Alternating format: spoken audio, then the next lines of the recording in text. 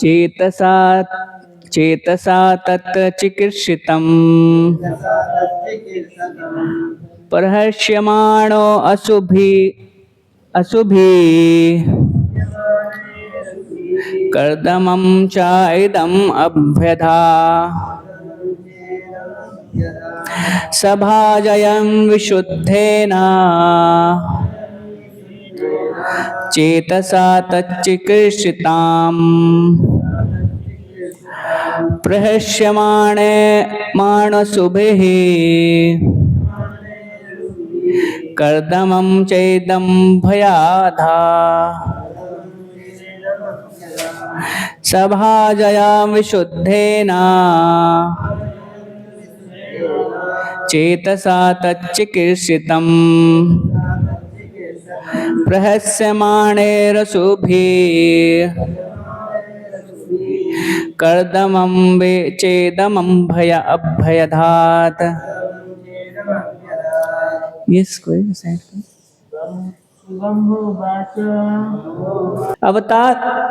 अवतार रूप में भगवान के अभिप्रेत कार्यकलापों के लिए प्रमुदित इंद्रियां तथा विशुद्ध हृदय से परमेश्वर की पूजा करके ब्रह्मा जी ने कर्दम तथा देवहूति को इस प्रकार कहा। तात्पर्य, जैसा कि भगवत गीता के 4th अध्याय में बताया गया है, जो मनुष्य श्री भगवान के दिव्य कार्यकलापों, उनके प्राकट्य तथा अंतर्धान होने को समझ लेता है, उसे मुक्त समझना चाहिए। अतः ब्रह्मा मुक्त जीव है। यद्यपि वह इस विश्व के प्रभारी हैं, किंतु वह पूर्णतः सामान्य जीवात्मा की तरह नहीं है। चूंकि वह अधिकांश समय सामान्य जीवात्मा की मूर्खताओं से मुक्त हैं, अतः उन्हें श्री भगवान के प्राकट्य का ज्ञान था।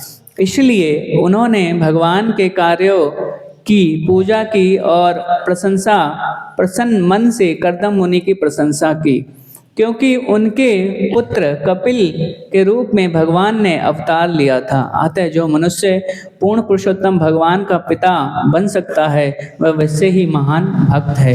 एक ब्राह्मण ने एक श्लोक पढ़ा जिसमें कहा जाता है, जिसमें वह कहता है कि वह ना तो वेद जानता है ना पुराण, ना उसकी इनमें रुचि है। वह तो नंद महाराज में प्रीति रखता है, जो श्री कृष्ण के पिता स्वरूप प्रतीत होते हैं। वह ब्राह्मण नंद महाराज की पूजा करना चाहता है, क्योंकि उसके आंगन में श्री भगवान घुटनों के बल चल रहे थे। ऐसे होते हैं भक्तों के कुछ उत्तम उद्गार। यदि कोई मान्य भक्त श्री भगवान को पुत्र रूप में उत्पन्न करे, तो उसकी भी प्रशंसा की जानी चाहिए। इसलिए ब्रह्मा ने न केवल भगवान के अवतार कपिल की पूजा की, वरन उनके पिता कर्दम मुनि की भी प्रशंसा की।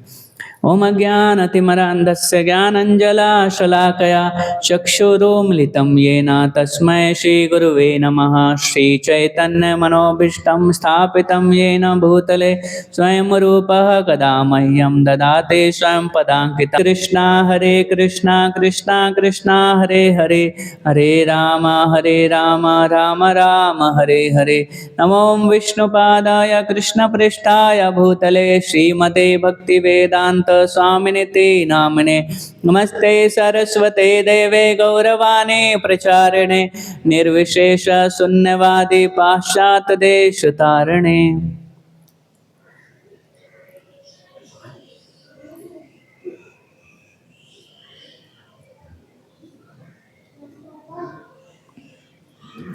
हरे कृष्णा।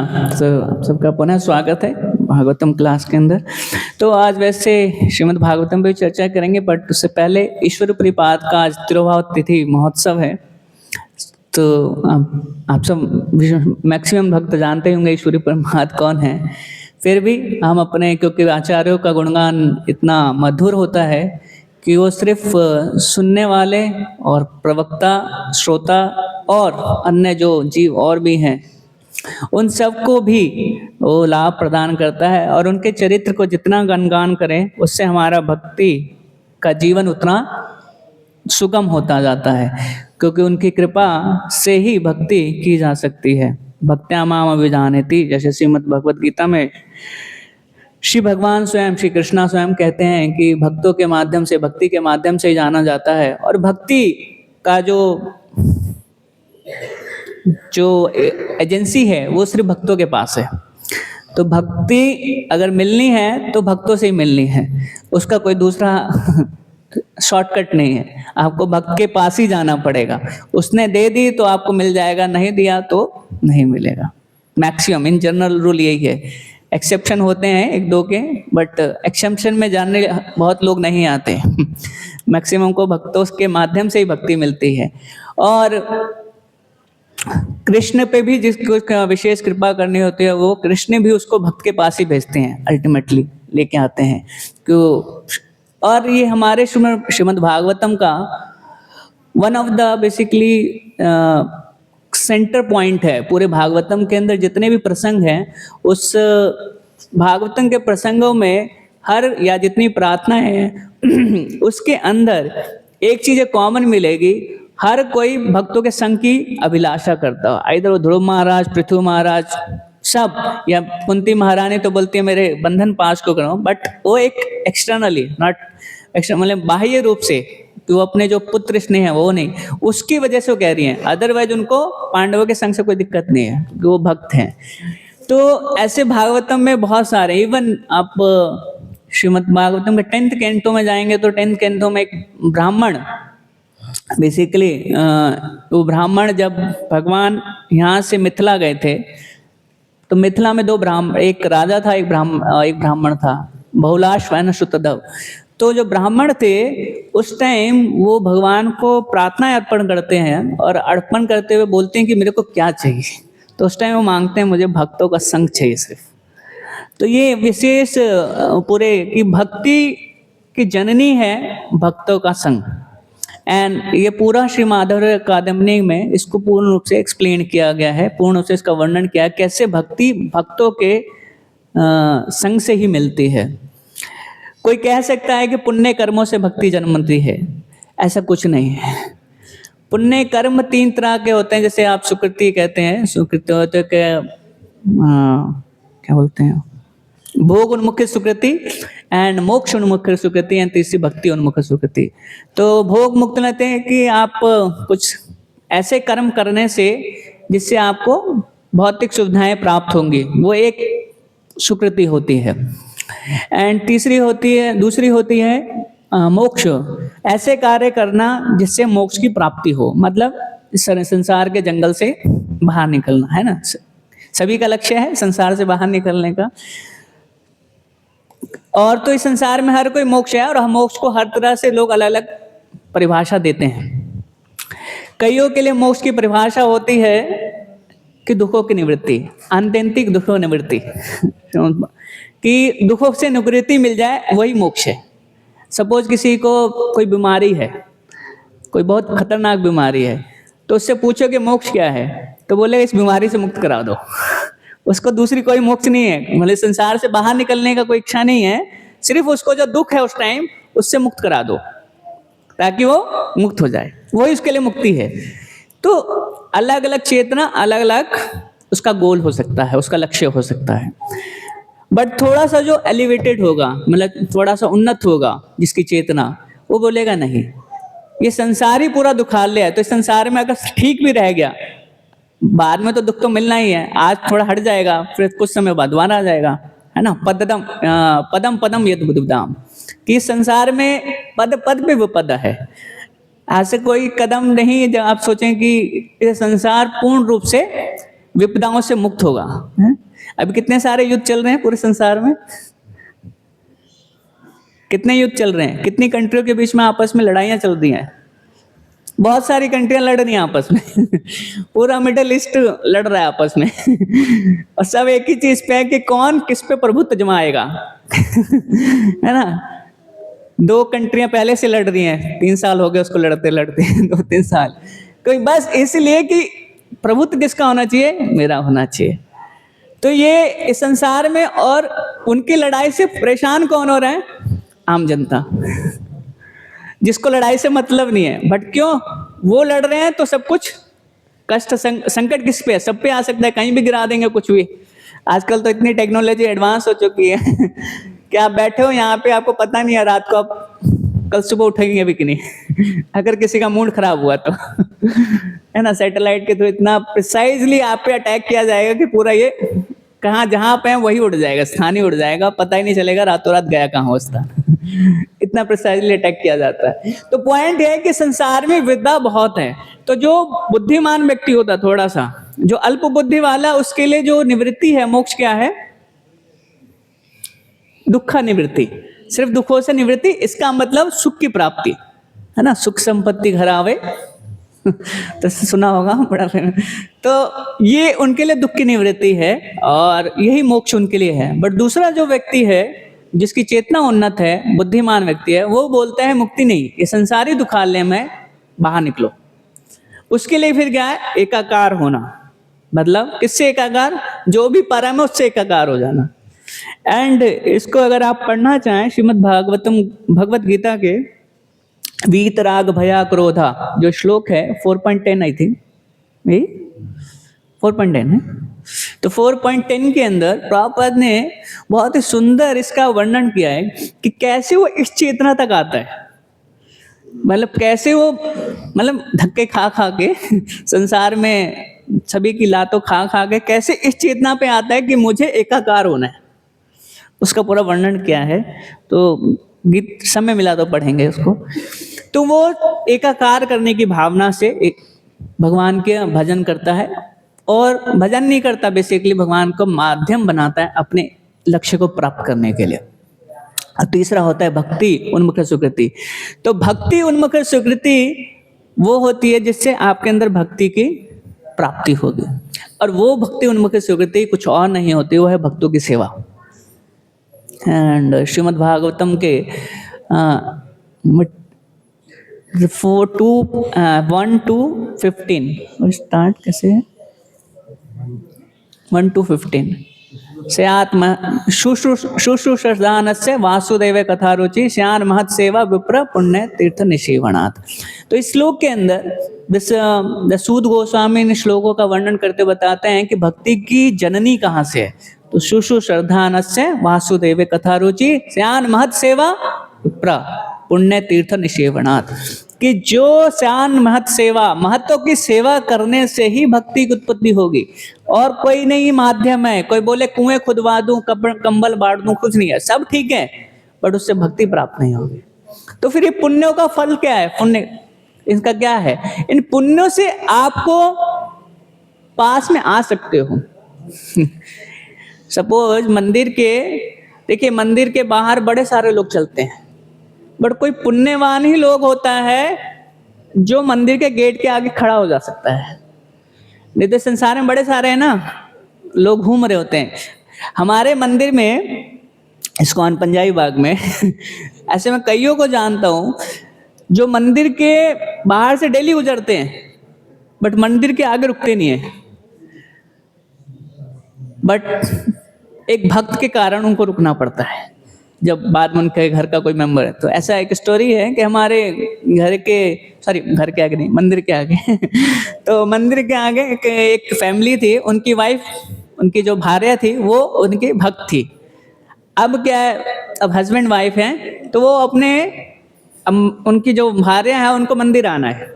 अब वो भार्या को छोड़ने कौन आएंगे? पतिदेव।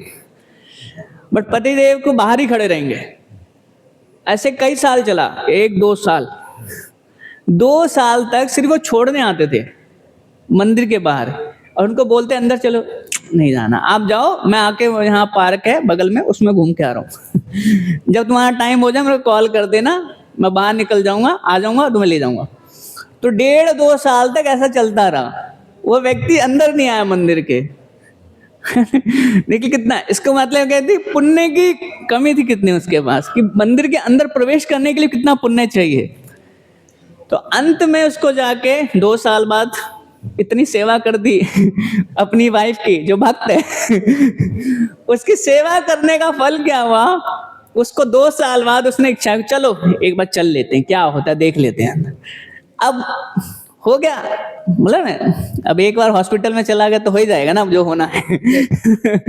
तो उसके बाद भक्तों ने उसको पकड़ लिया और उसने मिला दिया उनकी वाइफ ने कि ये हमारे प्रतिदेव हैं। तो भक्तों ने उसको थोड़ा समझाया, बस उसके बाद से वो भक्त बन गया हमारा। तो कहने का तात्पर्य है कि भक्तों के संग के बिना भक्ति मिलना बड़ा मुश्किल है। तो पुण्य अर्जन करने से, देखिए उतने इतने पुण्य करे थे कि मंदिर के आगे आ पा रहा था। कई तो मंदिर के आगे भी नहीं आते हैं, मंदिर की शक्ल भी नहीं देखते हैं कि मंदिर है तब ये कुछ, है ना। तो ऐसे बहुत सारे हैं, तो उदाहरणों की कमी नहीं है।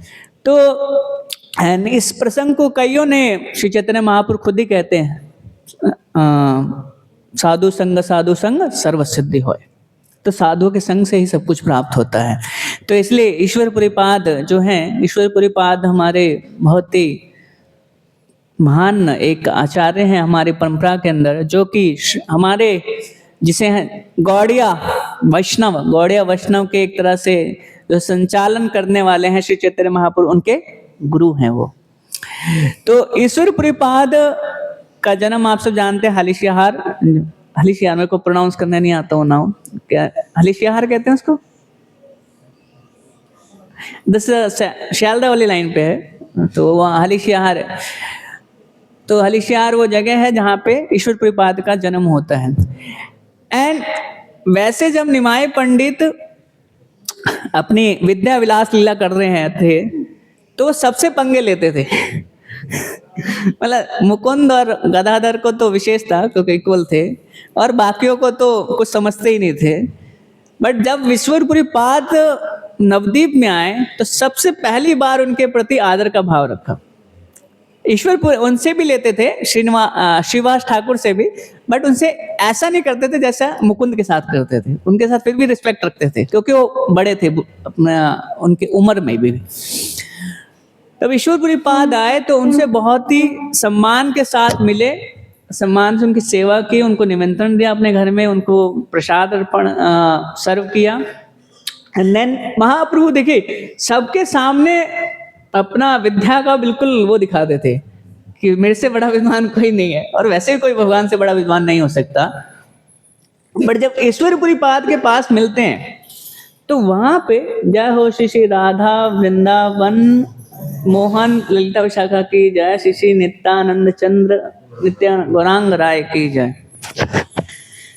तो जब वो वहां पे ईश्वरपुरीपाद से मिलते हैं तो वहां पे बहुत ही विशेष दिखता है। महापुरुष पहली बार वहां पे विनम्रता का प्रदर्शन किया कि कैसे एक वैष्णव के सामने किसी को प्रकट होना चाहिए विनम्रता के साथ। इसलिए महाप्रभु कहते हैं जो तीसरा श्लोक है, तृणादपि सुनिचे न तरोरपि सहिष्णुना मानिनान मान देना कीर्तनीय सदा हरि। तो वहां पे ईश्वरपुरीपाद उनसे बोलते हैं कि मैंने एक पुस्तक लिखी है कृष्ण के ऊपर, आप उसमें थोड़ा सा बताइए क्या सुधार है। तो महाप्रभु ने बोला बिल्कुल नहीं, मैं बिल्कुल नहीं बताऊंगा, मना करने। बार बार रिक्वेस्ट करने पर श्री चैतन्य महाप्रभु ने एक श्लोक में बोला कि इसमें, वो भी ग्रामर की दृष्टि से बोला था, व्याकरण की दृष्टि से, इसमें ये तृतीय या चतुर्थ पद होता है उसके दृष्टि से बोला था। तो ईश्वरपुरीपाद ने बोला कि ठीक है, मैं कल आपको बताऊंगा, कि कल इस पर चर्चा करेंगे।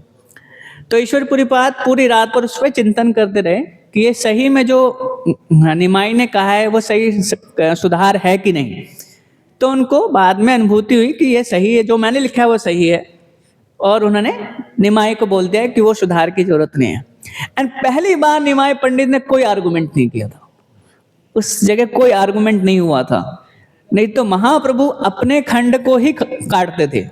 पहले तो परमत खंड को, परमत जो होता है उसको खंडन करते थे, फिर स्वमत को स्थापित करते थे, फिर स्वमत को भी खंडन करते थे, फिर परमत के खंडन को स्थापित करते थे। मतलब लॉजिक न्याय ऐसे चलता है, अपना खंड दूसरा खंड। तो महाप्रभु इतने लॉजिशियन, बड़े लॉजिशियन थे, तर्क करते थे। बट ईश्वरपुरीपाद के सामने बिल्कुल कुछ नहीं कहा, जस्ट हम्बली एक्सेप्ट कर लिया कि यस आप जो कह रहे हो ठीक है। तो वहां पे महाप्रभु बोलते हैं कि जो भक्त लिखता है भगवान के गुणगान के लिए, वो क्या होता है, वो भगवान को बहुत प्रिय होता है। उसमें त्रुटि ढूंढना अपराध है।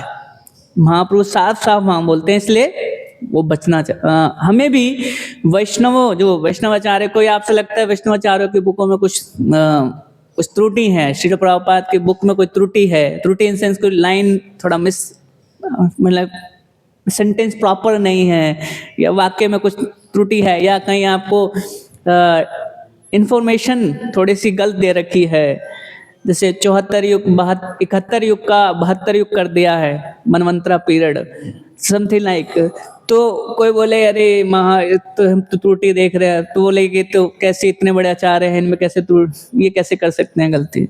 जी, वो सारे चीजों को मत देखेगा, नहीं तो अगर कोई देखेगा तो महाप्रभु के वाक्य के अकॉर्डिंग वो एक तरह से प्राप्त करेगा। क्या होता है कि स्लिप हो जाती है। दूसरा पॉइंट कि एक होता है तत्व और एक होता है सूचना, और क्या बोलते हैं उसको, इंफॉर्मेशन को क्या बोलते हैं, सूचना। तो सूचना हो सकती है गलत हो। अब किसी को अपने पिता के पिता का नाम ना पता हो, फिर भी उसने कुछ नाम बोल दिया और जिसको पता था उसके अकॉर्डिंग वो गलत है। तो उससे ये नहीं है कि उसके पिता, उसको ये नहीं पता, उसने ये नहीं कहा कि मेरा कोई पिता के पिता नहीं है, उसको इतना तो पता है मेरे पिता के पिता के पिता कोई हैं, बट नाम ही तो नहीं पता ना, बस इन्फॉर्मेशन ही इतनी है, बट उसको इस पर तो डाउट नहीं है कि मेरा कोई ग्रैंडफादर तो नहीं है, मेरे परम पिता तो नहीं है, ऐसा तो कोई डाउट ही नहीं है। तो इन्फॉर्मेशन हो सकती है, गलत हो सकती है, बट द तत्व होता है वो कभी गलत नहीं होता। तो जो श्री आचार्य जो देते हैं तत्व, वो पूर्ण रूप से एज इट इज होता है, उसमें कोई मिस्टेक्स नहीं हो सकती, क्योंकि तत्व साथ एक लाइन के अकॉर्डिंग होता है, परंपरा के अकॉर्डिंग। एंड जो ईश्वर परिपाद उनके बाद मिलने से बाद, तो वहां पे जो महाप्रभु हमें शिक्षा देना चाहते थे ईश्वर परिपाद के प्रसंग से, कि जो भक्तों को होना चाहिए, जब वरीय भक्त आए, विशेषकर एलिवेटेड सोल और महान भक्त आए, तो उनके संपर्क में आने से हमें विनम्रता के साथ अपने आप को प्रस्तुत करना चाहिए। अपने जो भी हमारा भौतिक चीज है, चाहे हमारा विद्या का हो या कुल का हो या जन्म का हो, किसी भी चीज का हो, ज्ञान का हो, उन सबको साइड कर देना चाहिए।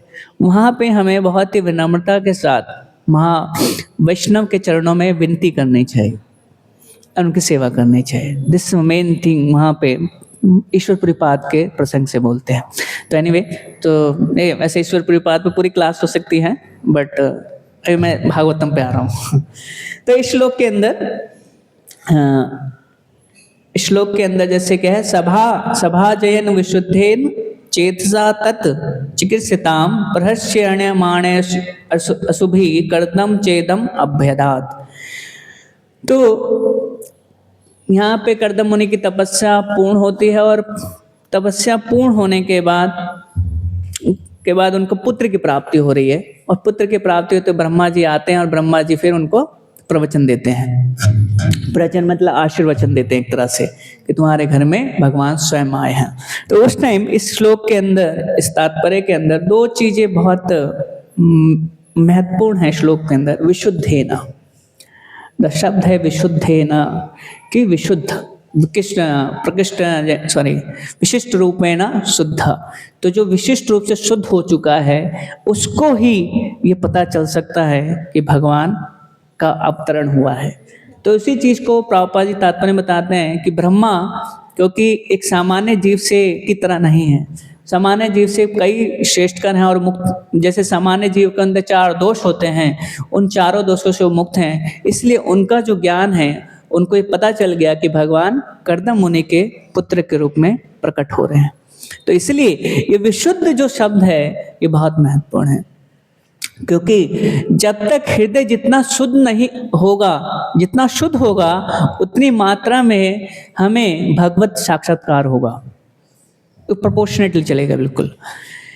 और जितना अशुद्ध होगा, और सिर्फ जो अस्तित्व की शुद्धता की बात की जाती है, वो तीनों स्तरों पे होती है। वो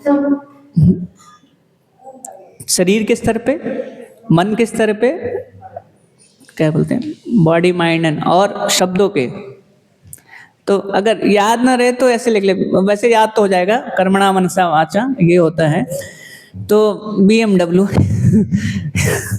सबने गाड़ी तो सुना होगा, BMW, बॉडी माइंड वर्ड, तो उस तरह से भी याद रख सकते हैं। तो इन तीनों के स्तर पे शुद्धता की जरूरत है, क्योंकि अगर कोई सिर्फ क्रियाओं से शुद्ध है बट मन से शुद्ध नहीं है तो बहुत विचित्र है। कल किसी भक्त ने मुझे एक कोट दिखाया था कि अगर कोई हृदय से शुद्ध नहीं है तो वो तो उसी तरह से है जिसका उसको एक प्रकृति के साथ शयन कर रहा है।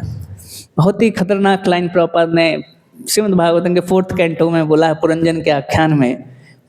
तो सोचने से ज्यादा सोचने, अगर कोई प्रकृति का विचार भी कर रहा है तो इसका मतलब वो प्रकृति के साथ शयन कर रहा है, ऐसा प्रभुपाद उसमें बोलते हैं। इतना खतरनाक है। तो इसलिए बोले शुद्धता, विचारों का खोना कितना जरूरी है। तो अगर मन शुद्ध नहीं है तो बहुत सारे आप मन को कृष्ण में लगा ही नहीं सकते। तो इंद्रियों को तो फिर भी कोई लगा देता है कृष्ण की सेवा में। करना क्या, हाथों को लो, कुछ कर दो, उठा दो, टेबल उठा दो, भगवान के लिए फूल उठा के ले आओ। सर्टेनली वो भी सेवा है, सर्टेनली भी वो सेवा है, निश्चित रूप से वो सेवा है, उसमें कोई संदेह नहीं है। बट उसी सेवा के साथ अगर आपका मन है तो वो बहुत ज्यादा अच्छा है, वो बहुत ज्यादा अच्छा है, वो ही श्रेष्ठकर है। और इसी को भगवत गीता के, गीता है में बोलते हैं, यह 9.34 कोई बता सकता है? याद तो होंगे आप सबको। 9:34 मन मना, आगे आगे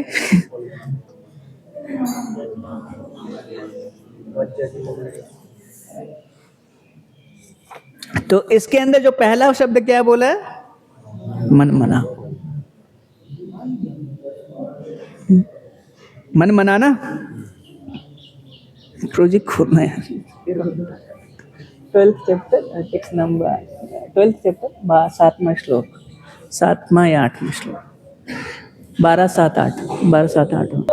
ये मन लगाना बहुत जरूरी है, क्योंकि अब जितने भागवत में प्रसंग सुन रहे होंगे, चाहे वो स्थिता प्रज्ञा का परिभाषा हो या स्थिता प्रज्ञा है, तो उसमें भी दैट्स वेरी इंपॉर्टेंट वहां पे आता है कि स्थिता प्रज्ञा के अंदर बोलते हैं कि कुर्माण, एक कुर्मा, कुर्मा मतलब क्या बोलते हैं उसको? कछुआ, कछुआ, हाँ कछुआ। तो कुर्मा, कुर्मा की तरह इंद्रियों को संयमित करना चाहिए। जब खतरा दिखे तो अंदर कर लो, और जब खतरा ना हो तो बाहर हो जाओ, विचरण करो। तो उसी से पहले बोलते हैं अगर किसी का मन कृष्ण में लग गया, किसी का मन कृष्ण में लग गया, भले ही उसकी इंद्रियां इंद्रिय विषय वस्तु से मिल भी रही हैं तो भी वो बचा रहेगा। अगर किसी की इंद्रियां इंद्रिय विषय से मिल रही हैं अब बट उसका मन नहीं है कृष्ण में, तो फंस जाएगा। तो वहां पे वो श्लोक भी है कि इंद्रियों का, इंद्रियों से तो सही वास्तविकता में अगर किसी का मन कृष्ण में लग गया है, वो सही में अपने इंद्रियों को संयमित कर सकता है। क्योंकि मन कृष्ण में लग गया है तो वो इंद्रियां नेचुरली कृष्ण के पास ही भागेगी। उसको कहीं और ऑप्शन ही नहीं मिलेगा, क्योंकि उसके पास उसको हायर टेस्ट मिल चुका है। तो उसको जो भी कुछ दोगे वो संतुष्ट नहीं होगा। तो इसलिए वास्तविकता में जो शुद्ध होने का प्रक्रिया क्या है, वो है बुद्धि, शरीर, शारीरिक स्तर पे तो हो ही शुद्ध, साथ साथ मन के स्तरों पे भी शुद्धिकरण करें। देखिए शरीर के स्तर पे शुद्धिकरण तो आप क्रियाओं से कर सकते हो, बट मन के स्तर पे शुद्धिकरण के लिए आपको विचार को शुद्धिकरण करना पड़ेगा। एंड विचारों का जो शुद्धिकरण होता है, तो विचारों को कैसे हम शुद्ध बना सकते हैं? वो बना सकते हैं जब हम श्री कृष्ण कथा का आस्वादन करेंगे। हमेशा कृष्ण कथा को पढ़ेंगे, पुस्तकों को अध्ययन करेंगे, उतना हमारे विचार शुद्ध होंगे, और जितने विचार शुद्ध होंगे उतनी क्रियाएं शुद्ध हो जाएंगी, और उतना आपका मन, तो आपको कृष्ण के अंदर नेचुरली एक नैसर्गिक आकर्षण उत्पन्न हो जाएगा। स्वाभाविक प्रयास करने की जरूरत ही नहीं पड़ेगी कि मन कैसे कृष्ण में जा रहा है। अभी हमें प्रयास करना पड़ता है मन को पकड़ के लाने के लिए, क्योंकि मन कहीं और होता है, इंद्रियां कहीं और होती हैं। है ना। जब के समय देखा है, ये सबका अनुभव है कि जब कर रहे होते हैं और मन कहीं और चल रहा होता है, वो टूर पे चला गया होता है पूरे ब्रह्मांड का टूर कर रहा होता है, इस संसार का और परलोक का भी, सबका करके आना चाहता है। और मन तो उस समय देखिए कितना कष्ट होता है जब में ध्यान लगा पाना, है ना। जाप हो रहा होता है बट चल रहा होता है, ठीक है, बैकग्राउंड में एक म्यूजिक चल जाता है ना आजकल, वैसे चल रहा होता है जब। बट वास्तविकता में मन, जिसका मन कृष्ण में लग गया, उसका जब देखे कितना शुद्ध हो रहा होगा उसका। तो इसीलिए ये जो वास्तविक चीज क्या है कि मन को अगर कृष्ण में लगा लिया तो आप समझ लें आपने विजय प्राप्त कर ली अपने इंद्रिय के बारे में, क्योंकि मना ही मोक्ष का कारण है और मना ही बंधन का कारण है। तो मन को कृष्ण में लगा दिया तो मुक्ति है। तो हम भक्तों के लिए कौन सी मुक्ति है? वो भक्तों के लिए एक ही मुक्ति है, वो है कृष्ण की सेवा, दूसरी कोई मुक्ति नहीं है। स्वरूपेण अवस्थितः मुक्ति हित्वा नथया रूपेण स्वरूपेण अवस्थितः, यही मुक्ति की परिभाषा है हमारे लिए, दूसरी कोई नहीं। और ये हाईएस्ट हमारे लिए नहीं है, ये हाईएस्ट डेफिनेशन है परम है। मुक्ति की जो सबसे चरम परिभाषा कोई हो सकती है तो ये है कि अपने आप को अपनी जो स्वाभाविक स्थिति है उसके अंदर नियुक्त करना और भगवान की सेवा करना, ये है। तो इस श्लोक के अंदर मैंने प्रभु जी 12th बोला था, 12 बोला, ये मनमना है। अच्छा, मनमना तो हो गया था, यस जी। तो ये आया है वर्ष नंबर 8 भगवत गीता का, आप सब पढ़ सकते हैं अपने आप भी, बहुत ही सुंदर है। तो यहाँ पे बोलते हैं मय्य एव मनः आधस्त्व मयि बुद्धि निवेशा निवेशस्य मयि एव अथ ऊर्ध्वं न संशया। तो भगवान इस गीत लास्ट मिडिल का 6th चैप्टर है, उसका अंतिम पड़ाव है उसके बाद ज्ञान योग आ जाएगा। तो उसके अंदर एक भक्ति की ग्रेडेशन बताते हैं कि सबसे उन्नत भक्ति क्या होती है और उसके नीचे नीचे। तो सबसे पहले उन्नत भक्ति की चर्चा करते हैं और बोलते हैं सबसे उन्नत भक्ति क्या है? मयि एव मन आधस्त्व, जिसने मन को अपने मेरे में लगा दिया है, जिसका मन मेरे में लग चुका है। आप सबने कई सारे स्टोरी सुने होंगे लीला कि एक तीर बनाने वाला था, और सुना है नहीं?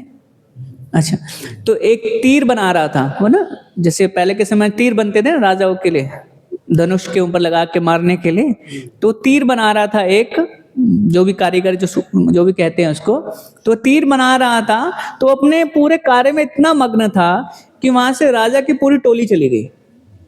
राजा चला गया, उसको कुछ पता नहीं था, वो अपने में कार्य में मस्त था मग्न था पूर्ण रूप से, उसको पता ही नहीं कौन गया। तो पीछे से कोई आया तो बोला राजा इस दिशा में गया है क्या? तो बोला कौन सा राजा, मुझे तो पता ही नहीं। तो पॉइंट देखिए कितना मग्न था अपने कार्य में। तो मैं बोल रहा हूं अगर किसी का मन कृष्ण में लग चुका है तो संसार उसको कुछ कर ही नहीं सकता, वो संसार उसके लिए विश्वम पूर्ण सुखायत हो जाएगा। बट जिसके लिए संसार कृष्ण में जिसका मन नहीं लगा, ये विश्व उसके लिए दुख का कारण बनेगा, क्योंकि सुख की प्राप्ति हर कोई चाहता है। नहीं, हम भी सुख की प्राप्ति के लिए बैठे हुए हैं। तो जो भी सुख की प्राप्ति करने के लिए बैठा है, अगर उसका सुख कृष्ण में नहीं है तो संसार में है। और जब तक संसार में है तो संसार में सुख मिलता नहीं है, दुख मिलता है ना। इवन आप मधुमक्खी के शहद लेने जाएं तो आपको आसानी से नहीं मिलेगा जब तक वो आपको डसे ना, 2-3 मारे नहीं सकते हैं। बिना कष्ट के सुख नहीं है संसार में। तो पॉइंट यही है कि जब तक हम सुख ढूंढ रहे हैं और अगर हम कृष्ण के चरणों में नहीं ढूंढेंगे तब तक इस संसार में दुख ही मिलेगा। That's a point. तो इसलिए कहते हैं कि मय्य एव मना आधस्त्व, मेरे अपने मन को मेरे में नियोजित लगा दो। एंड देन फिर बोलते हैं मयि बुद्धि निवेशया, अगर इतना भी नहीं कर सकते तो बुद्धि को लगा दो। एंड बुद्धि का कार्य आपको समझ, बुद्धि का मतलब होता है कि जो कुछ सोचे, विश्लेषण करे, डिस्क्रिमिनेशन एंड डिटर्मिनेशन, डिटर्मिनेशन का दृढ़ता और विश्लेषण करे चीजों का। तो बुद्धि ये कार्य करते हैं। देखिए हम भी कोई भी कार्य करते हैं तो पहले सोचते हैं ना, पहले उसके लिए दृढ़ता लाते हैं, करना है, और दृढ़ता से पहले एक चीज करते हैं, ये सही भी है कि नहीं, ये कार्य सही है कि नहीं। फिर उसके बाद हम उस कार्य के लिए दृढ़ता आती है और कार्य करते हैं। एक्शन सबसे लास्ट में होता है। पहले सब कुछ प्लानिंग हो जाती है, सेटल रूप में ही सब कुछ कर देते हैं। तो वो जो बुद्धि का कार्य है, तो वही अगर हम भगवान के लिए करें कि अब मुझे भक्ति करनी है और तो करनी है, ये दृढ़ता रखनी चाहिए। और ये डिस्क्रिमिनेशन के बेस पे आएगा। तो डिस्क्रिमिनेशन कैसे बनेगा? डिस्क्रिमिनेशन मतलब कि क्या कहते हैं उसको? नहीं, वर्णन नहीं, डिस्क्रिप्शन होता है मतलब सर, डिस्क्रिमिनेशन, भेद करना, सही और गलत के बीच में भेद करना। जो भेद करना जो है वो बुद्धि का लक्षण है, और भेद होगा जब आपको सही का ज्ञान होगा। वो सही ज्ञान कहाँ है? वो भागवतम में है। तो इसका मतलब आप बुद्धि के स्तर, जब आप बुद्धि को कृष्ण के भागवतम ग्रंथों में लगाएंगे तो आपकी बुद्धि का विकास होगा, और बुद्धि का विकास होगा तो आप सही और गलत को अलग कर पाओगे। जैसे क्या बोलते हैं उसका, हंस दूध और पानी को अलग कर देता है। उसी तरह जब हमारी बुद्धि सही हो जाएगी तो वो विकसित हो जाएगी, तो हम सही और गलत को भेद कर पाएंगे। और जब वो सही और गलत का भेद कर लेंगे तो सही कार्य के लिए दृढ़ता आ जाएगी, और दृढ़ता आने के बाद एक कार्य हो जाता है। दैट्स मीन 50% वर्क आपने यहीं पे कर लेते हैं जब आप सही और गलत में चयन कर देते हैं, 50% बाकी सारा काम फिर करना होता है। तो इसलिए बुद्धि को लगाने का मतलब है कि शास्त्र को अध्ययन करना, बुद्धि के लिए और कोई दूसरा नहीं है, क्योंकि डिस्क्रिमिनेशन वहीं से डेवलप होगी। सही ज्ञान वही है, बाकी सारा संसार में असत ज्ञान है। तो असत ज्ञान से बुद्धि विकसित नहीं होगी, विकसित कुलुषित होगी बुद्धि। और बुद्धि को अगर कुलुषित करना है तो भागवतम मत पढ़िएगा। और बुद्धि को अगर विकसित करना है तो भागवतम को पढ़ना पड़ेगा। एंड देन फिर हम सही और गलत में चयन कर पाएंगे। एंड इसी चीज को श्रील प्रभुपाद इसके तात्पर्य में लिखते हैं,